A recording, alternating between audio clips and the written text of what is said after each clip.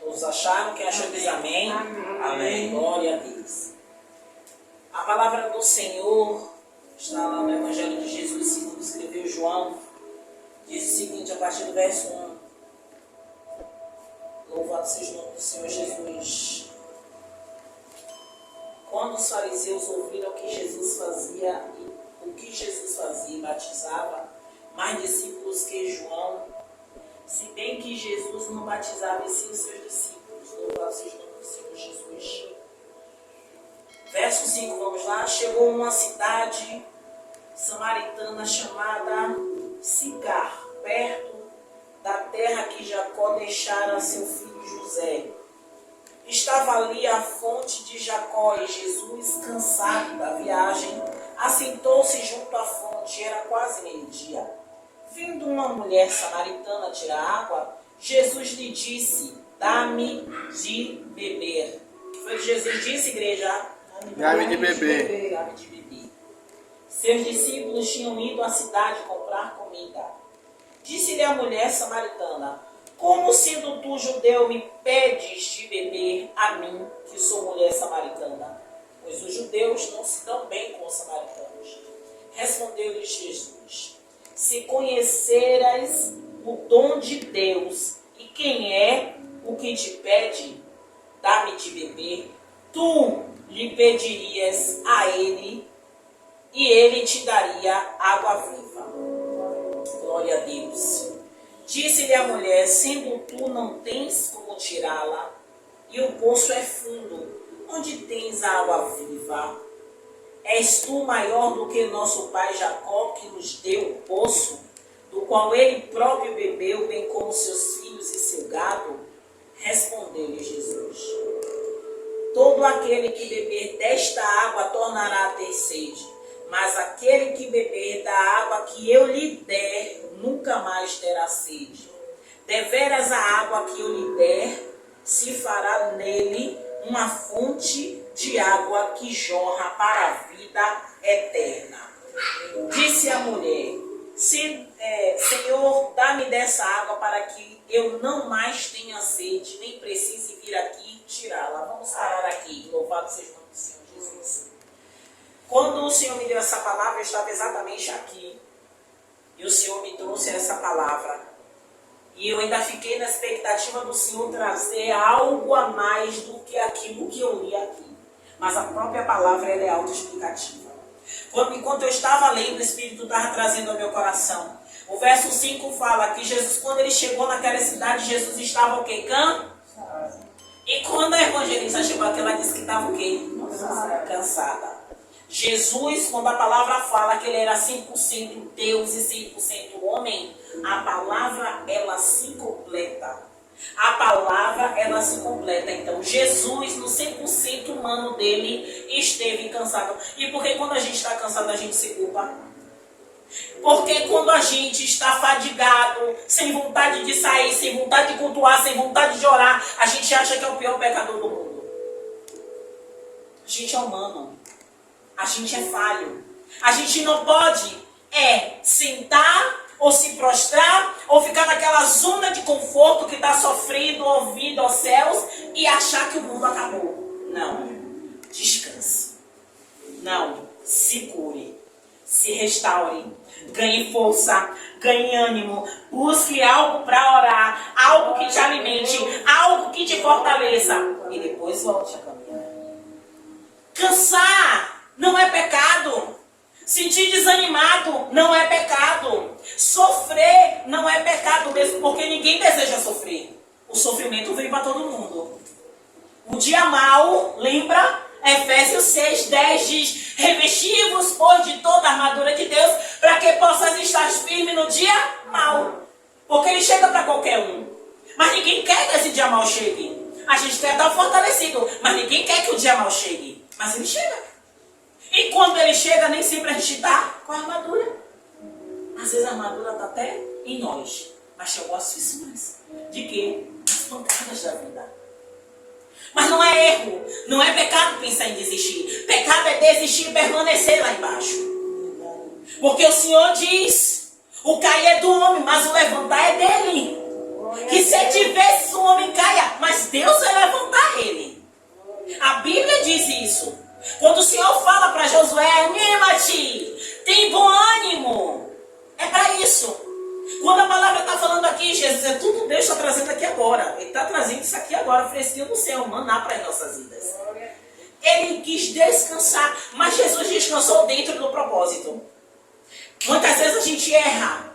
Porque quando a gente cansa de algo, foge do propósito. Fica mais difícil voltar para o trilho. Fica mais difícil voltar para o caminho. Porque o caminho na palavra era Cristo.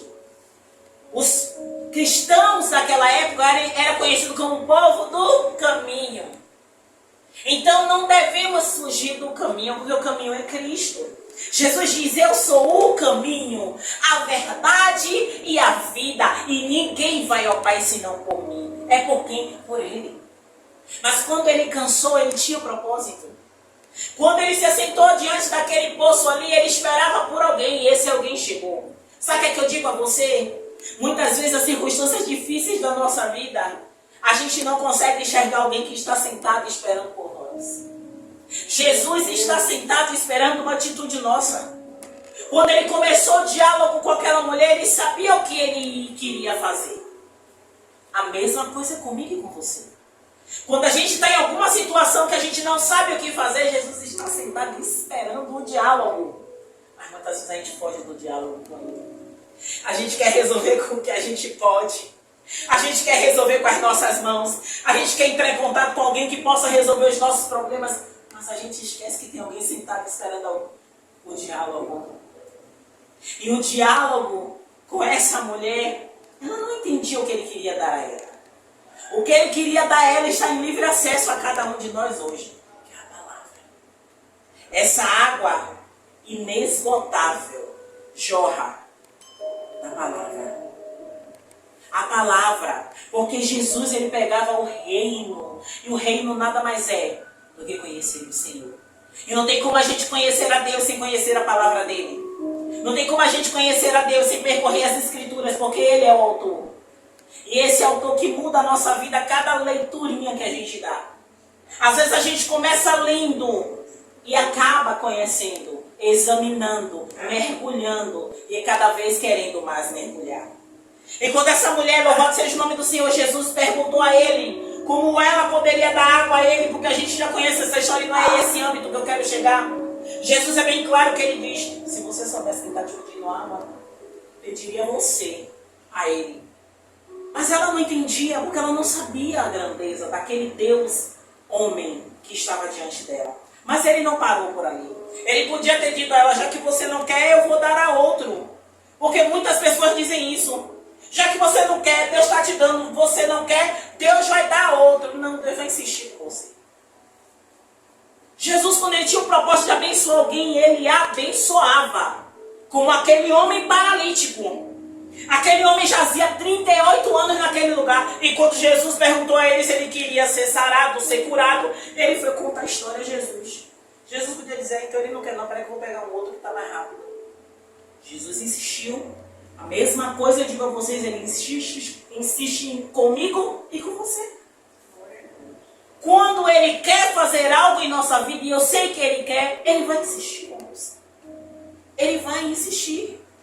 E com essa mulher Ele fala, pediria você, e ele daria água viva. Aquela mulher a todo momento ela estava pensando na água natural. E a água que Ele queria dar era uma água sobrenatural. E muitas vezes o que a gente quer é o real. Jesus quer dar o sobrenatural. Jesus quer dar muito mais para nós. E muitas vezes a gente quer se contentar com o pouco que a terra nos dá. Sabe? Com o pouco que o mundo está querendo nos agradar. E a gente perde esse sobrenatural que Jesus estava mostrando àquela mulher que Ele tinha para ela. Ela todo o tempo pensava na água. Tanto é que quando ela falou isso, ela fez assim, então eu quero essa água para que eu não tenha mais sede. Para que eu não tenha sede. A sede o quê? Humana. Porque quem bebe da água de Jesus vai querer sempre ter essa água. Essa água que jorra. Mas essa água que jorra está em nós. Essa água ela só precisa superabundar em nós, para que a gente não queira ter a sede que o mundo tem. Essa sede do mundo. Mas a sede de Cristo, a sede de querer o que Cristo nos dá constantemente, a gente tem vontade de que essa água jorre em nós. Por isso que eu parei, louvado seja o nome do Senhor Jesus. Verso 16, Jesus, ele é bem cuidadoso. Ele diz, vai, chama o teu marido. E aí tem aquela história que ela fala que ela não tem marido, que ele vai falar para ela que ela já teve outros e aquele que ela tem não é dela. Porque Jesus quis dizer a ela que eu conheço a sua história. Ele conhece a sua, ele conhece a minha, ele conhece a sua, ele conhece a nossa história. Mas ele se preocupa conosco. Ele se preocupa conosco. E a culminância dessa história que todos nós conhecemos é que aquela mulher voltou. E Jesus deu a água que ele queria dar a ela. E aquela mulher não ficou só para ela com aquela água. Aquela mulher multiplicou aquela água. Como Jesus queria fazer na vida dela. E que ele quer fazer. E ele faz na nossa vida. Mas muitas vezes a gente quer reter essa água. Essa água que transformou a vida daquela mulher. E que aquela mulher saiu falando para os homens da cidade sobre Jesus, para que aqueles homens fossem beber dessa água também. É o mesmo Jesus que chama a mim e a você para um particular, para sentar na beira do poço, para conversar com ele, para beber dessa água. E Jesus não quer barganhar, porque quando ele pediu a água para ela, ele tinha a intenção. Ele queria um diálogo com ela, porque ele sabia que se ele não falasse, ela também não falaria. Mas ele tem propósito conosco.